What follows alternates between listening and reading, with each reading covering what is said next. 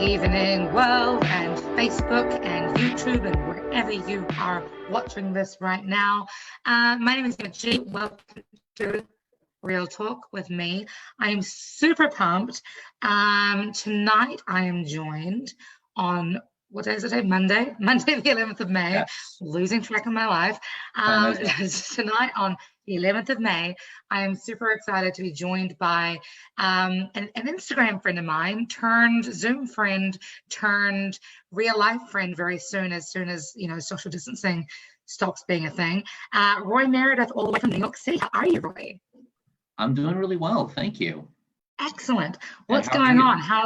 How's life in the hood, in the bustling city of craziness? Yes. You know, it's actually slowly beginning to return to what could generously be referred to as normal. I actually went out yesterday for a walk, and I went around my old university campus, and there are plenty of people out in the street. Almost all of them are wearing face masks. People are observing social distancing rules pretty well. Most of the shops are still closed, which is not exactly a cheerful thing, but just the fact that people are going outside again. And at the same time, too, they're respecting advice from public health experts leaves me feeling pretty optimistic about where we're going to be in the long run. New York City is actually kind of, you know, New York City is ahead of the curve in a lot of respects. Unfortunately, and death rates, but now with declining rate of new infections, we might be back to some semblance of normal life. That's awesome. Within a few months, but obviously there's a lot of caveats there. Yeah, because your governor, whose name I'm forgetting right now, Cuomo, right?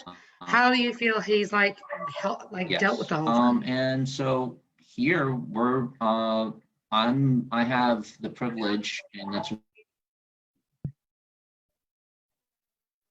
You keep cutting in and out a little bit.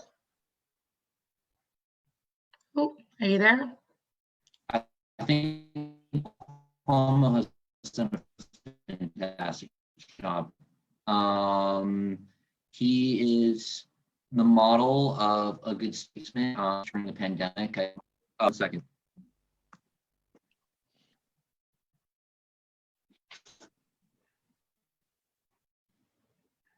How about now? You're frozen, but I can hear you. It's interesting. All right. Am I still frozen? Yes, you are. The joys of interweb communication these days. At least you can hear me. This is true. You look like, the picture that you're frozen on, it looks very thought-provoking. It's a great way of reminding yourselves of. That is an adjective I never thought would be used with how I look, but thank you. All right, can you see me now? Like, am I? No, I can't. Do you want to log out and log back in again, maybe? Yeah. Okay.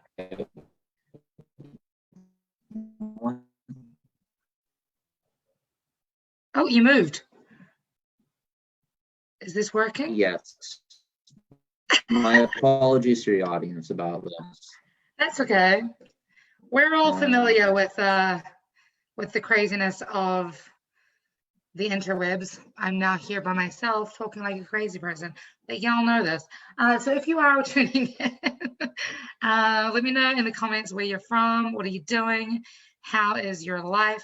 For those of you who don't know, Roy is an author and a philosophy advocate over in New York City. And we met on Instagram a couple of weeks ago, and we've just become friends through conversations. So super pumped that as soon as we get the internet Working again. Oh, you've got movement. Yay, that's exciting. All Then we right. can get back into this conversation. So sorry, you kind of froze halfway through talking about Cuomo. Yes. Cuomo. So Cuomo, I think, has done an exceptional job. He's been empathetic. He's been very honest and clear about what is necessary, what work has to be. He has said quite often, he's like, I want this to be over with too, and Yeah. we will get over this, but it's going to take a while. And that's really what you need in a crisis like this. Yeah. You need somebody who's willing to be honest with you. You need somebody who's going to give you consistent messages and guidelines. And New York State is very fortunate that he was our governor when this pandemic hit. I actually tend to be pretty opposed to other things that Cuomo does, like as far as his policies are concerned. But in the one case, I think that he's an exceptional leader.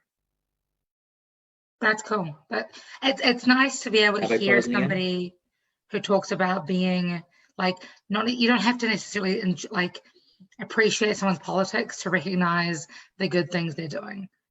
You know, I feel like there's a lot of ideas that people have to be either black or white, and I think it's important that we recognize that, you know, just because somebody doesn't necessarily believe in everything that we are about doesn't mean that we can't celebrate, you know, the small things they do.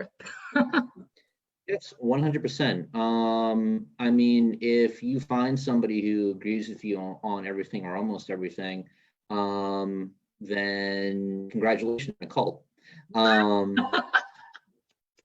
But with Cuomo, like, I think that he's a fundamentally decent person. And even to some extent, that may not matter that much, because even like a moderately intelligent but cynical politician would realize, hey, I'm not going to get reelected if a bunch of my constituents die. But Cuomo really does seem to care about the people who live here, and that has made a big impact just in the overall psyche here. To know that, like, the most powerful person in the state has your interest at heart. Totally. We've got Gaynor is watching all the way from New Zealand. We've got Sarah from Iowa, Jennifer from Iowa, Lewin from New Zealand watching, and people are still kind of drip feeding in as the internet works in our favor. But I wanted to sort of, while people are coming in, give people an idea of who you are and what you're about. Like, you and I connected on Instagram way back in, I don't know, last month. Right. And 20 years ago. Right? Before Instagram was even a thing, we were there. Yes. I can never say his name properly. Ak is here from Brooklyn. I believe he is a good friend of yours. And I had the privilege of performing with him for the Sound Shop last week, which was organized by you as well. So I feel like it's like we've been friends for 20 years. We just, you know, have to make up for it in actual years. Yes.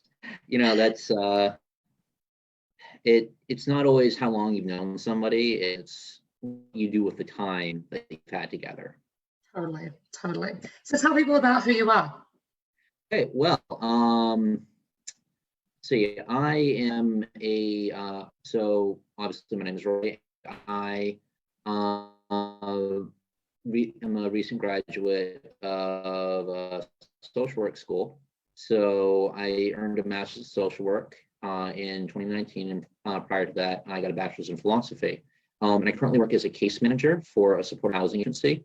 I work with clients who are immunocompromised and tend to be low income, although there's quite a bit of variation there. And in my spare time, I like to write. I like to read. Even though I don't do it professionally, I'm still tremendously interested in philosophy, in literature, and Sometimes I'll even play around with paleontology.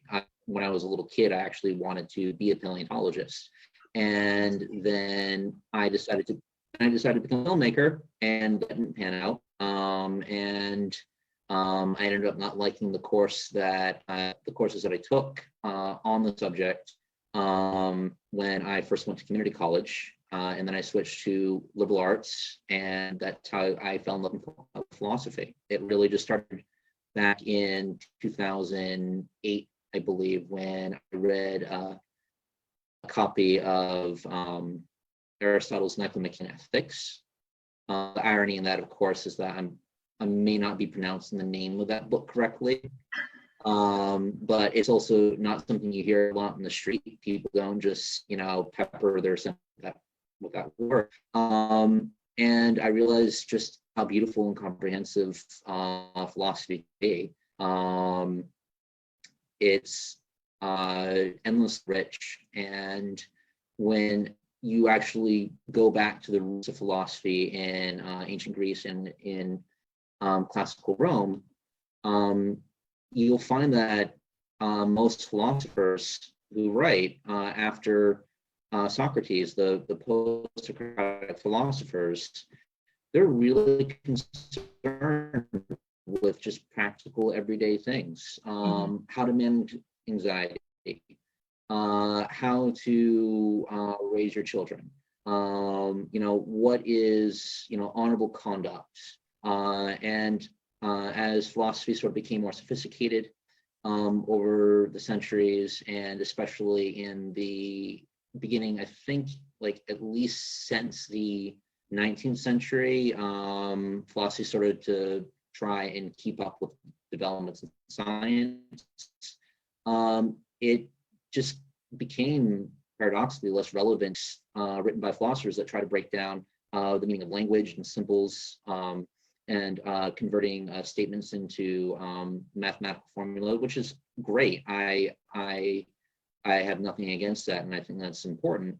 But it doesn't exactly come down and become prominent in the lives of everyday people in the same way that an advancement in science would. So I'm a big advocate of having a philosophy of life, which is not just that. It's not just like you decide that you're going to have a moral code, although that's important. A lot of people do that. It's actually trying to adhere to a tradition that enables you to conduct your life in a very rational and balanced and ethical way. And they're all different schools. There's let's see what's the one. There's a really famous one is Utilitarianism, which I'm sure you've heard of before. Yeah. I'm not the biggest fan of utilitarianism. Can you, sorry, before we go, like, I'm just very, very aware of like different people will be watching this. Yes. Some people won't know what utilitarianism is. So can you just break down everything? Sorry. This conversation is getting kind of intimate, and I was just like, oh, so all right. So utilitarianism is I don't want to call it a theory because it's more encompassing than that, but it's a trend. It's like an orientation within the field of ethics, and utilitarianism is basically about, this is really crude, but it's about creating the greatest amount of happiness for the greatest number of people. And you judge actions mostly by their consequences as opposed to their outcomes. As opposed to the intention. I don't like that because outcomes are rarely fully within our control. But we do have a great deal of control over what goals we set, over what our intentions are, how we communicate with other people. And so that led me to Stoicism. It's what made it really attractive.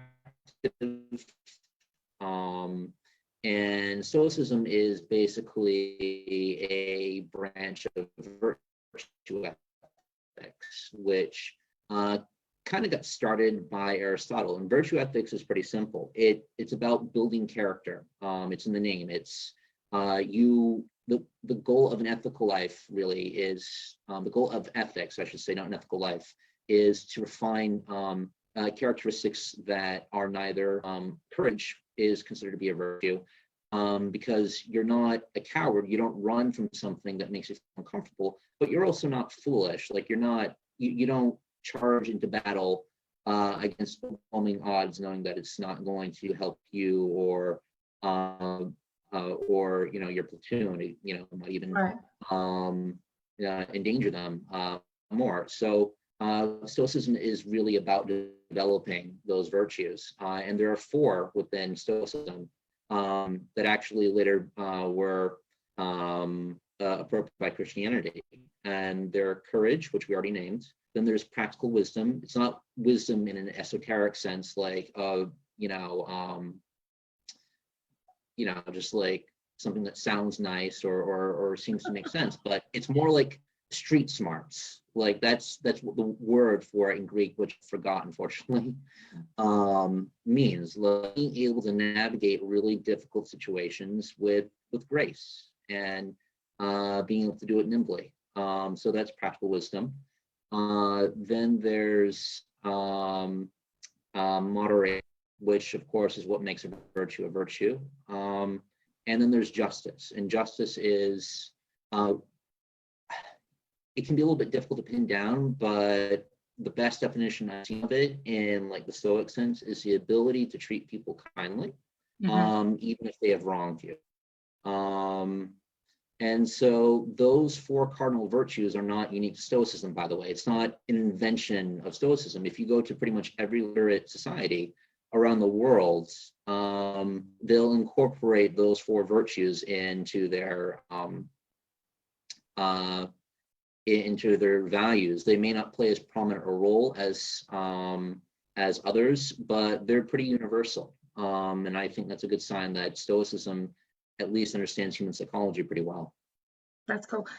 Sorry, can you repeat what that 3rd virtue was? 3rd virtue, let's see. M? Moderation. You froze up a little bit. Moderation. I didn't hear what you said. Moderation, by the way, in the Stoic sense, it doesn't mean just being lukewarm or even, let's just say, like politically moderate. It just means that your actions and your speech are appropriate for the moment, like they're rightly calibrated. Like you don't. What's a good example of this? Like when you're talking to somebody, for instance, and they ask you for your opinion, and you don't go on and on for a very long time and say, I like your dress, but it's a little bit too yellow for me, and whatever. You want to be honest, but you also don't want to be indulgent. Right. Okay. Does that make sense? Yep, that totally makes sense. That's cool. So is it not possible to kind of intertwine Stoicism and Utilitarianism? Like does each different, like what's the word? Does each branch of philosophy have to be super by itself? So I think that I don't think they're necessarily in conflict with each other. I do think there's a tension because they emphasize 2 different things. With virtue ethics, it really is about intention, refining your character. But obviously, when you set a goal or when you set out to do something, you want to be reasonably certain that what you do is going to be helpful and not hurtful. So I think that placing the value in having the right intention also requires making, and in the realm of something that's a little bit more macro than just the way that I treat a friend or somebody at a grocery store, there's no policy, there's no public policy that can ever be made or legislated that wouldn't be informed by the best, like the best expertise that we have available. Right. And it's because we do care about consequences, but we also have to realize that they're not ultimately within our control. So they do kind of take a backseat to having the right intention and acting with as much effort as we can. Right. Yeah, I mean, I do think that a lot of the conflicts are really a matter of emphasis. Carry on. How do you mean? The conflicts within, among different branches of philosophy or. Sorry, can you hear me? You've cut out a little bit. Say that one more time. All right, sorry. What was the last thing you heard me say? Conflict of ethics. All right. Yeah, I think that a lot of our disputes really, a lot of our ethical disputes or disagreements over ethics, I think is a better way of putting it, are a matter of emphasis. And also to a lesser extent, different understanding of words, of what they mean. But I think that it's a richer overall, like virtue ethics is a richer understanding of what it means to be a good person and what it means to live in society than a lot of the really shallow culture war things that we see boiling over in Twitter or on Facebook, or even in like really densely crowded town halls, which I really hope there are none of those right now. Yeah. So what I'm hearing is like basically living a life according to virtue ethics would necessitate needing to like completely overhaul how society is functioning right now, right? Well, how American society is functioning right now, because I don't know, I feel like there's a whole bunch of parts to how we function that are very much of like pick and choose depending on what, based on a utilitarian kind of perspective of like what is going to serve the greater good as opposed to what is actually good. Right. I hear that. So that's kind of interesting you touched on that, because the ancient Stoics, and I should say the modern Stoics, by the way, because Stoicism has seen a really remarkable revival. It's the Hebrew of philosophy, basically. It was basically dead, although it still exerted a considerable influence on philosophy and on political science for quite a while. But anyway, I will get to that in a moment. But the Stoics would say that we should live according to nature. And there are two things about humans that they noted that are pretty unique in combination. One is that we are capable of reason. It's not that we're able to learn how to make wise choices. We're able to balance what we want with what we need, what's appropriate, what's not appropriate. We have the ability to use reason. And we're social animals. We have to be with each other. Maybe not always in person, but we have to have some sort of connection. And those two properties are, to the extent that we have them, there is about using reason to live more harmoniously with other people. I do think that if more Americans were to live according to the principles of Stoicism, or even Epicureanism, which is another form of virtue ethics, or actually most other schools of philosophy, that it would be really different from what we see right now. Right. That's because part of America's civic religion it's about like always getting ahead. It's about having a better life than your parents. It's about earning money. Like the prosperity gospel started in the United States. And for anybody who's not familiar with that, the idea is that earning a lot of money or getting rich or having really good health is a sign that God loves you and that God has saved you. And so Paula White, who is a spiritual advisor to the president in the White House, is a huge proponent of the prosperity gospel. And nobody's really surprised at that. But it's a way of looking at the world that has actually shaped our religion. So I do think that trying to take a more minimalistic, more consistently thoughtful, and reflective way of living would probably make the country a little bit quieter. There would probably cause a slowdown in economic activity, because economic growth is driven partly by things that we want or services that we want. You know, it would be very different, although beyond that, I'm not quite sure. But a lot of the things that we value in America certainly aren't compatible with Stoicism.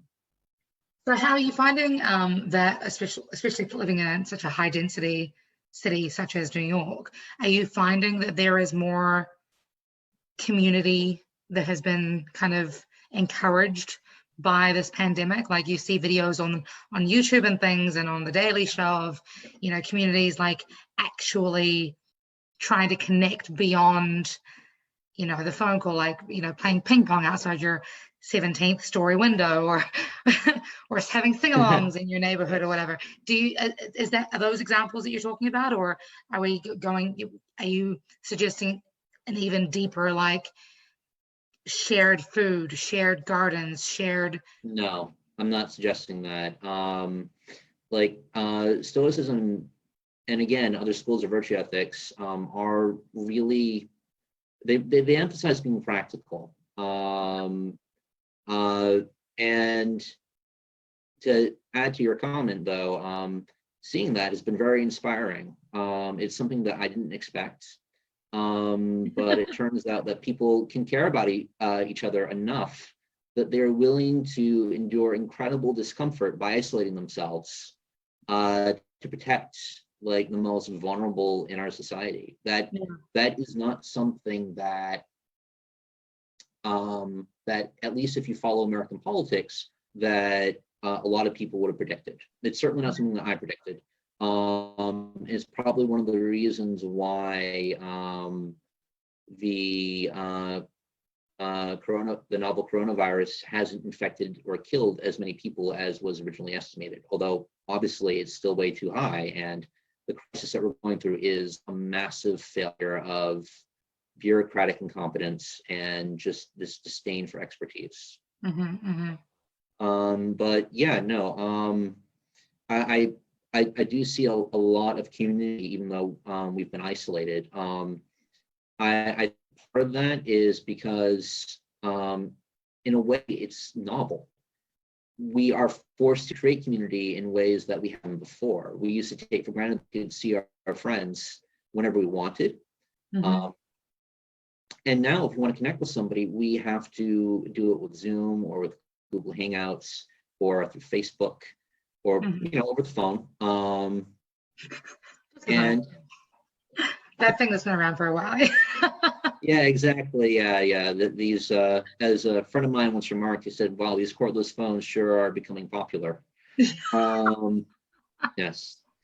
Oh, wow. So, yeah. So, yeah, but it's forcing us to rethink our relationships with each other. And the more that you think something, the more likely you are to do it. And so we've seen incredible community building as a result of that.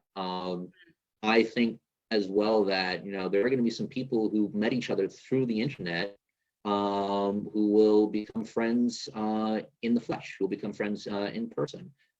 So I think that this is sort of boosted the awareness among a lot of Americans that, we're individuals, we're also part of a society. And if we want to achieve a greater good, we do have to think of ourselves as being part of something that's bigger than ourselves. For sure. So when it comes to like this whole idea of Stoicism, I know that you wanted to touch on the origins of Stoicism and its current revival. You mentioned that it had some Buddhist principles, or was that? I didn't mention, it's interesting. I didn't mention that. I said that the virtues that Stoicism identifies, courage, justice, practical wisdom, and moderation, those are found pretty much in every literate society.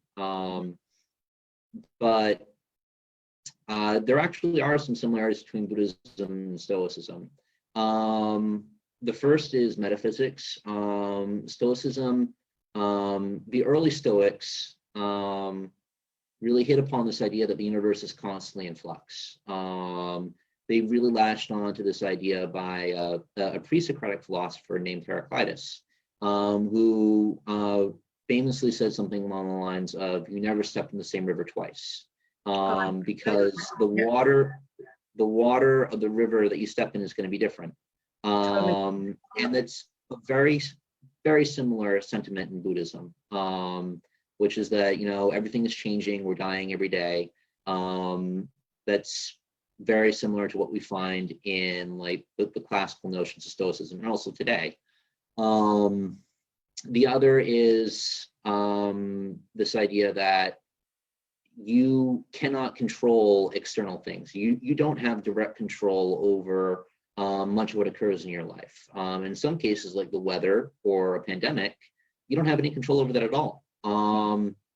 But you can control how you respond to it. You can control how you're going to bear it, how you're going to treat other people, and also what precautions and what preparations you're going to take for something that may be inevitable. So that's also a sentiment that's shared by Buddhism. That's cool. So how are you? Sorry, yeah. It was kind of interesting because I wanted to briefly say that one of the key figures in modern Stoicism, in reviving it as a viable philosophy, William Irvin, he originally was drawn to Buddhism as similarities between Stoicism and Buddhism, and he actually managed to latch onto Stoicism a little bit more easily because Stoicism originated in the West. It's a Western tradition, and it's very heavily influenced things like religion and even philosophy that doesn't really seem to be connected to it at all. And so it's kind of interesting to bring that up. So what did you want to ask me? Sorry, I was going to ask. So, I mean, what I'm hearing then is like, Stoicism. It's very we could utilize that quite significantly at the moment because it's very much about like how are you choosing to show up during this pandemic. Yes. I love that you picked up on the whole like you can't control what's happening around you, but you can control how you respond to things. I wasn't aware that was a Stoic sort of principle. But that's something that I'm really big on. Like, sure, the world might be burning around us, but I'm choosing to use that fire to light my dark room so that I can create art or something, I realize that's cheesy, but that's okay. So how are you choosing to sort of respond, I guess, is my question. How are you implementing Stoicism into your everyday dealings with coronavirus, especially living in New York? So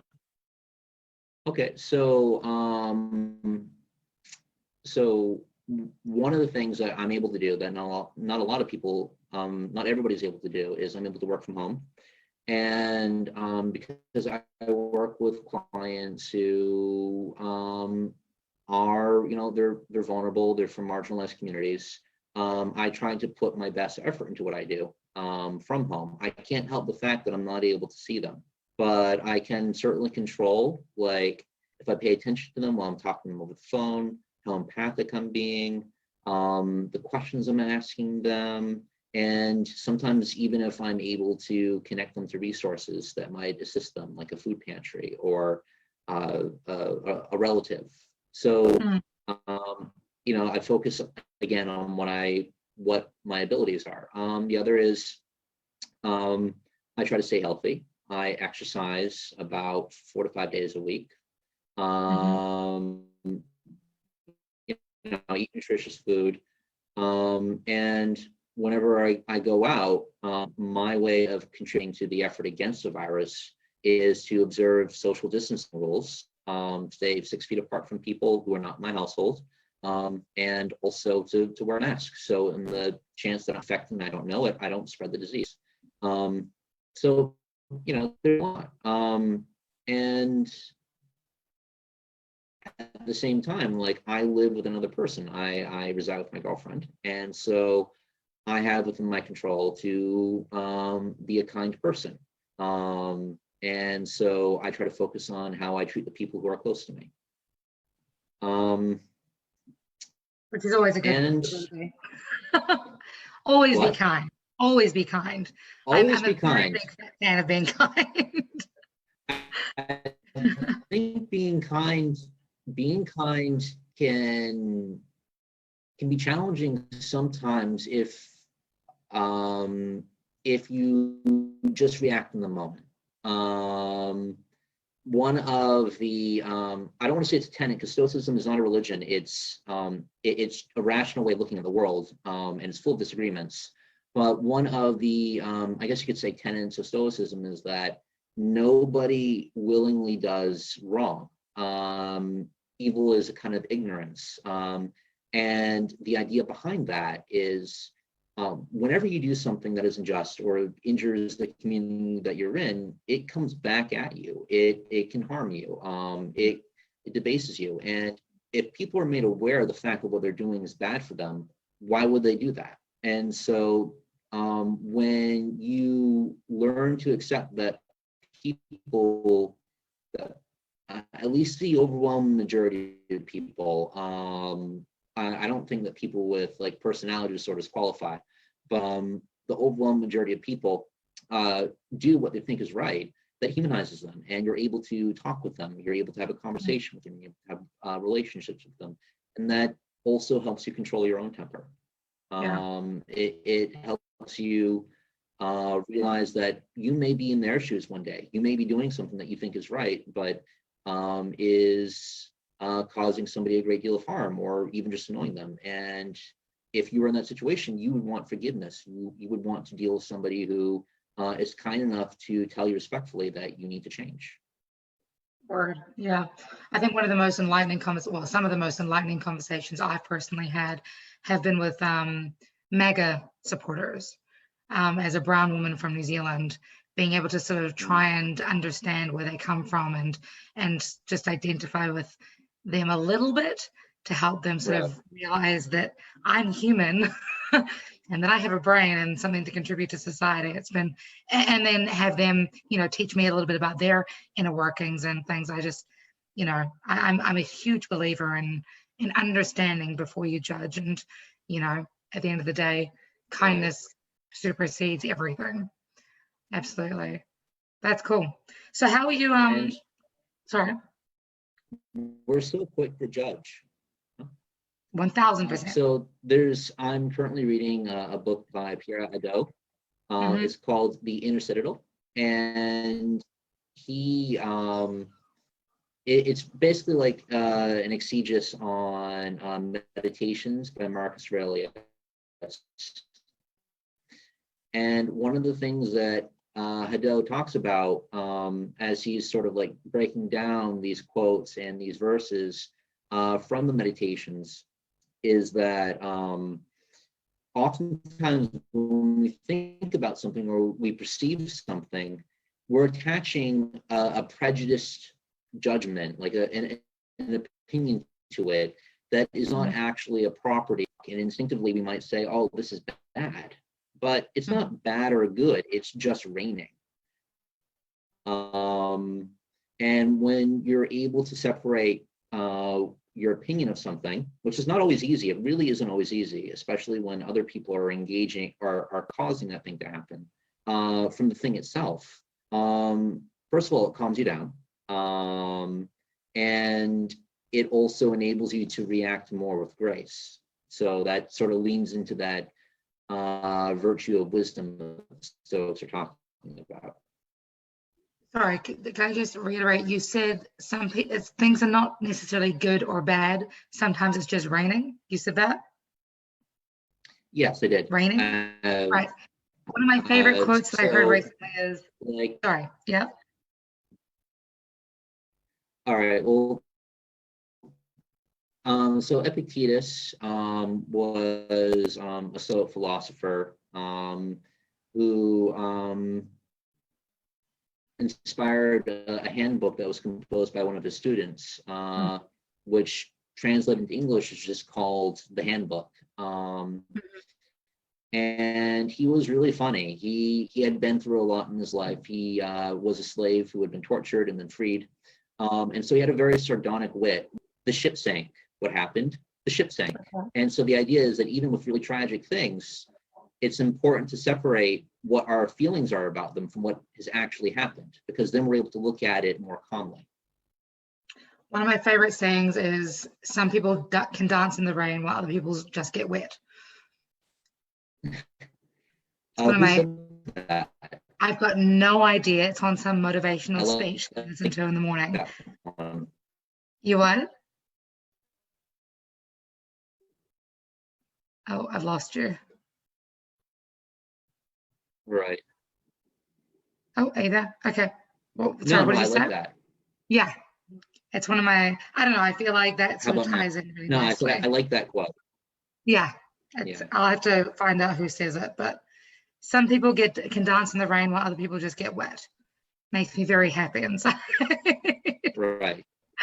Well, so there's a really great metaphor that the Stoics use. Well, it's not a metaphor; it's an analogy, or a parable actually that the Stoics use as to how we live our lives and how we respond to things. So they would compare us. Basically, the idea is you imagine two dogs in a market and they're tied to the back of the cart. But there's a lot of slack in the rope. One dog resists being pulled along. It's inevitable this dog is going to go somewhere that it doesn't have any control over. And during the entire trip, it's digging its paws into the sand and it's miserable. But the other dog kind of accepts that it's going, it's heading into one direction. And it takes the time and it uses the slack that the rope has to walk around, to explore along the journey. And the second case is how the Stoics suggest that we live our life. So does that mean that they don't believe that we are in control of anything at all? No, that's obviously we're in control of how we respond to things, but are we not in control of like the direction, like the thought process of everybody's one decision away from living a completely different life, right? Well, I don't know if we're all one decision away from living a completely different life, but that's kind of interesting to bring that up because William Irving, who I mentioned before, actually suggests that we have, I hope this answers your question, he suggests that we have a trichotomy of control in our lives, as opposed to just things that we don't have control over and things that we have absolute control over. There's a third category of things that we have influence over. We can put our effort into something and we can affect the outcome, but it's ultimately not going to be determined by us. It can be determined by extraneous events, by other people, or something else. And so we don't have control in the proper sense of the word over major events in our lives, but we do have a lot of influence, and so that's something that I think should be taken into account when we set goals for ourselves. Nice, I like that. Cool. Yeah. So why do you feel? Obviously, I have my ideas on why it's important, but you one of the things you wanted to branch on before we finish up for tonight was why philosophy is so important during this pandemic. Obviously, showing up how you want to show up. Life doesn't happen to you. Life is what you make of it, type thing. But are there any overarching ways that you are choosing to show up during this time that that you feel other people might benefit from or be able to apply to their own lives to help us? We're at least in DC. I know that I don't know what it is for you guys, but I'm entering into week 8 now of quarantine, which is super fun. So, you know, a lot of the, you know, the courage that you're talking about is really important. Being able to, you know, put my ego aside and really be my own superhero by staying at the F home is really important. But, you know, how are you, what are you advocating for that people do at home? All right. So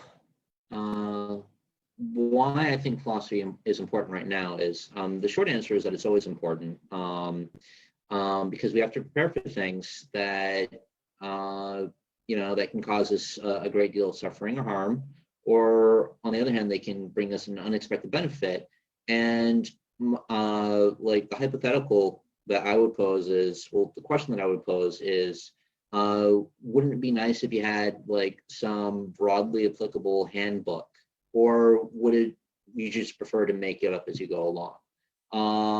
And when you plug yourself into like a tradition like Stoicism, you're actually wrestling with the same questions that have been explored in great detail by countless people. In ancient times, it was Zeno of Citium, the founder of Stoicism, who decided to embrace philosophy after he was shipwrecked and lost all of his fortune. To Epictetus, a former slave, Seneca, a Roman playwright and advisor to Nero, Marcus Aurelius, who was an emperor of Rome during a horrific plague, not too dissimilar from what we're going through right now.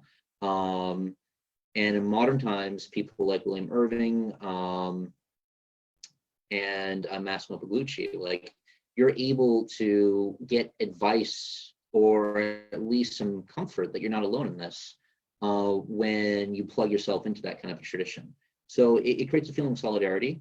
It also gives you the feeling that you're not reinventing the wheel, so to speak. And that you have something that's reliable, something that you can depend on. So that's why I think that philosophy is important, especially during a pandemic. Pandemics and other disasters test us, and they cause us to act in ways that we wouldn't normally act. That is, unless, you know, we've thought about them beforehand. We have like a code that we live by that you know, gives us some pretty clear guidelines of how we should act in X situation. So it's about creating stability. It's about connecting you to people who've been through what you're currently experiencing, and it's also it really is just about, it's a story of humanity experiencing what's basically the same thing over and over again. And I just find that tremendously inspiring. That's awesome. I think it's a really, really helpful reminder, because too often we sort of feel like we're, you know, by ourselves, or we're you know, running these things by ourselves. And I totally agree. It's really comforting and helpful to realize that we're not alone. Are you familiar with Susan Fowler? No. So Susan Fowler is one of my heroes. She is she's an engineer who worked at Uber, and she basically grew up in what was like a religious cult, and she didn't get proper schooling when she was very young. So she basically educated herself at the library. She read a bunch of ancient Greek texts, a bunch of ancient Roman texts, including Seneca, Epictetus, Marcus Aurelius. And she ended up getting herself into the University of Pennsylvania, and then working at Uber.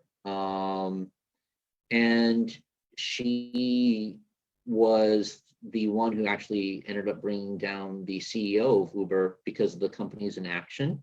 Oh, wow. Okay. Against sexual assault and sexual harassment in the workplace. And she has cited Seneca as her biggest influence. She even referred to him as her friend. And yes, a treatise that he wrote called on the shortness of life. She lists as her favorite book. And so when you're able to act according to what you think is right, understanding that you're not always going to succeed, that what's important is things that, your character, and how you respond to events. There's just a lot that you're capable of. And I think that she's probably the most potent example of that. That's wonderful. I love that. I'm gonna have to research her a bit more. Thank you. Hey there. Cool. So before we take off, how can people get in touch with you? How can people access your book? And for the benefit of Sorry, the lag is ridiculous. my book, I haven't written a book. I thought you said you had written a book. Just your blog. Sorry, you've got a blog, right?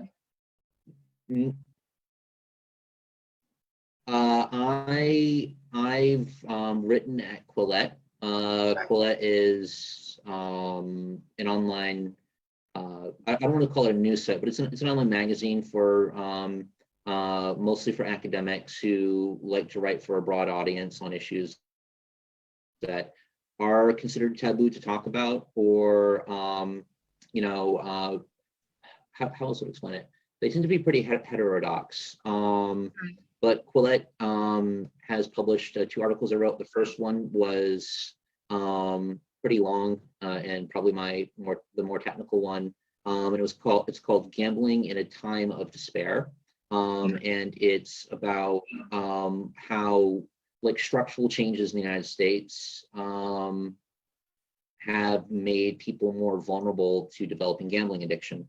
So we should not embrace this really rapid push to legalize all these different forms of gambling that are appearing with the advent of modern technology. Very critical of that approach. And the second one is much more closely related to what we talked about today. Cool. It's called Sickness and Stoicism.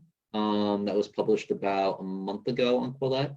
And I try my best to offer some practical advice for dealing with this pandemic, dealing with the fear of getting sick. And I lean in very heavily upon Seneca's work, because Seneca lived illness for all of his life, and yet he managed to find a lot of dignity and strength in that. I've also written for the Post Millennial on nuclear energy and environmental policy. And when I was an intern there, I blogged for the Unitarian Universalist United Nations office. And I wrote on sundry topics like press freedom in Saudi Arabia, to Rojava, which was an experiment by Kurds and their allies in Western Syria to create a grassroots democracy that put gender equality at the forefront. So yeah, so there's a lot. I've written about a lot. Maybe one day I'll write a book when I have a good idea for one. Writing all of the things. Yeah, exactly. I'll just combine it into I'll just put everything I've written about in a blender, and I'll press ice crush, and out will come my novel. Love it. I would like to. Sorry. I would like to make some recommendations for your audience. Of course. So, I consider myself to be a practicing Stoic, and I have a background in philosophy, but at the same time too, I'm not an expert in the sense that it's something that I've written about for years, or even that I get paid to talk about. So, some really good starting resources that I wanted to provide for people who are interested in learning about Stoicism would be a book. The first would be a book by William Irvin. It's called A Guide to the Good Life. You can find that on Amazon. Then there's Letters from a Stoic. It's like this abridged collection of letters that Seneca wrote to Lucilius.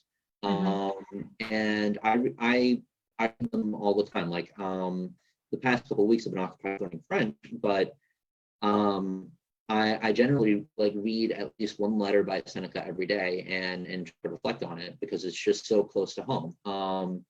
And it's just so practical. So Seneca and William Irving are two authors I would strongly recommend if you're interested in Stoicism. Another good one would be Massimo Pugliese, whose name I will never learn how to spell properly. He's a professor of philosophy at the City University of New York. He actually organizes in-person Stoic meetups. And he wrote a book called How to Be a Stoic. Very appropriate title.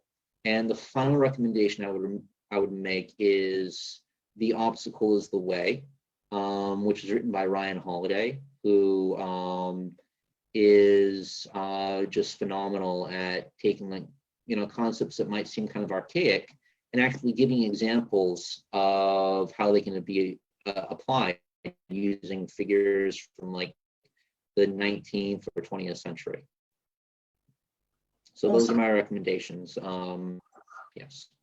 Thank you. Thank you so much. How can people get in touch with you if they want to? You can find me on Twitter. My Twitter handle is Thoreau Squad. Basically how you would spell Henry Thoreau's name. And Squad. I don't know why I did that. I did go through this phase where I read Walden by Thoreau, and it became my favorite book, and I wanted to build a cabin and live in the woods the rest of my life afterwards. But Rose Squad on Twitter. You can also find me on Instagram. And just keep up anything else that I write on websites like the Post Millennial or Quillette. Awesome. Hey, thank you so much for being here. Really appreciate your insight and wisdom. That's one of the principles, right? Yes, exactly. Practical wisdom. You can call it street smarts if you want. I find that more endearing and more accurate. I love it. I love it. Hey, thank you so much. This is Real Talk on a Monday, friends. Be good, be kind to yourselves, be kind to each other, spread love like a virus. It's far more powerful, far more potent. Peace, love, and call your mum.